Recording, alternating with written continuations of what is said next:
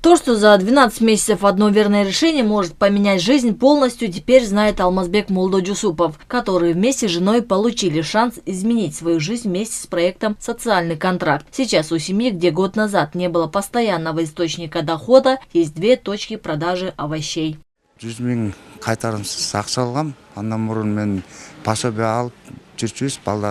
Раньше я получал пособие от государства, а сейчас уже я плачу все необходимые налоги стране, как предприниматель. Получив 100 тысяч сомов, я арендовал точку на рынке, закупил весы и продукты и начал продавать овощи. Поначалу были трудности, взлеты и падения. Сейчас у нас уже все хорошо. Мы даже машину купили и разную бытовую технику для дома. Думаем об открытии цеха или о покупке земли, чтобы выращивать свои продукты для реализации.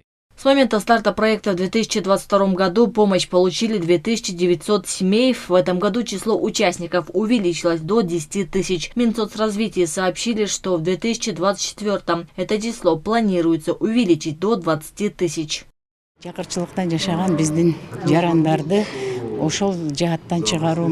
Данный проект был пилотным, но он показывает очень хорошие результаты. Когда я выезжала в регионы, я лично видела это. Поэтому мы продолжим его реализовывать. Число получателей в следующем году повысится вдвое по сравнению с нынешним годом.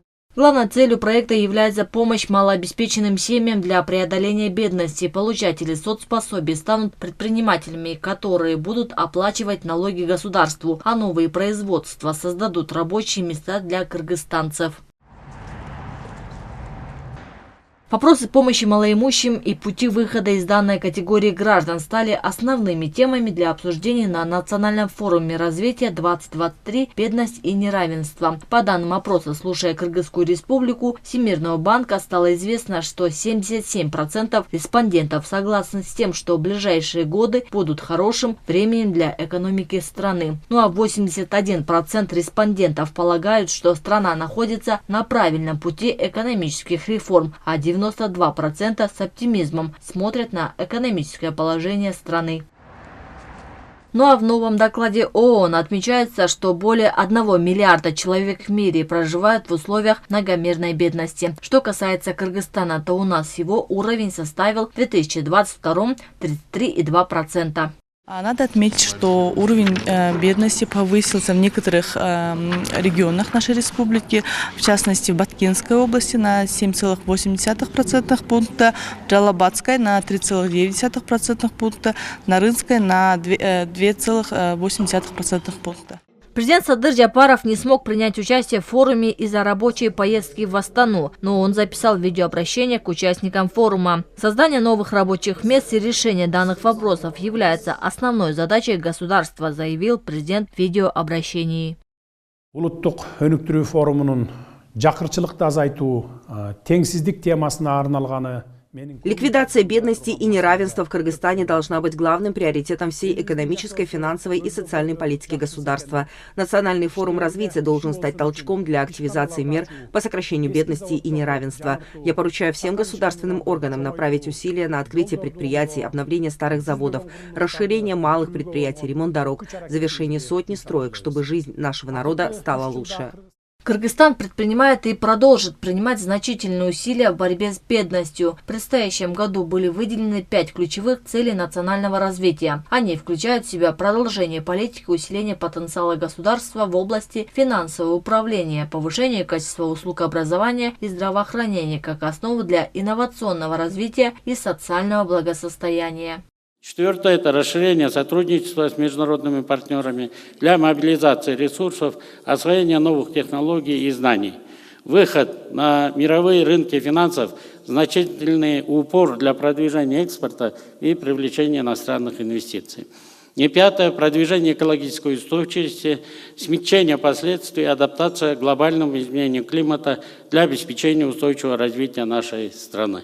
Эти цели являются нашим компасом на пути к построению благополучного, успешного будущего для всего нашего кыргызского народа. В ходе своего выступления глава Кабмина рассказал, что Кыргызстану удалось значительно увеличить госдоходы, восстановить в обществе ключевой принцип верховенства закона, дисциплину и порядок, а также вернуть доверие международного сообщества и зарубежных инвесторов. За 2 года нам удалось мобилизовать дополнительно 310 миллиардов сом, и эти все деньги направлены на рост благосостояния нашего народа и поднятие нашей экономики. И на следующий год мы им предусматриваем, если в 2020 году было 2,8 миллиарда сом, то в 2023 году с парламентом согласовав, мы выдали почти 8 миллиардов. На следующий год закладываем вместе с ПГИ 19,3 миллиарда, напрямую из бюджета 11,8 миллиарда сом. Особую роль в преодолении бедности играют и различные программы международных организаций, которым Акылбек Джапаров выразил благодарность за сотрудничество. Минэкономики заявили, что постепенно увеличиваются экономические показатели, что влияет на уровень жизни населения.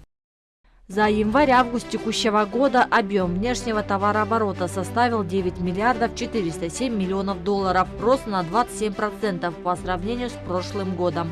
В том числе экспорт 1 миллиард 850 миллионов долларов, рост составил 46,7%. Импорт достиг 7,5 миллиардов долларов. По сравнению с январем-августом 2022 года он вырос на 23%.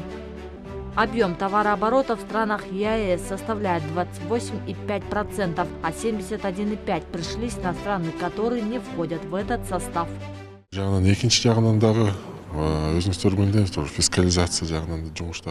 Особую роль в увеличении этих показателей сыграли вывод бизнеса из тени и фискализация налоговых процедур. Вместе с этим нужно отметить, что налоговая служба собрала почти 200 миллиардов сомов. Наряду с этим рост заметен и во многих отраслях экономики, в среднем на 20%.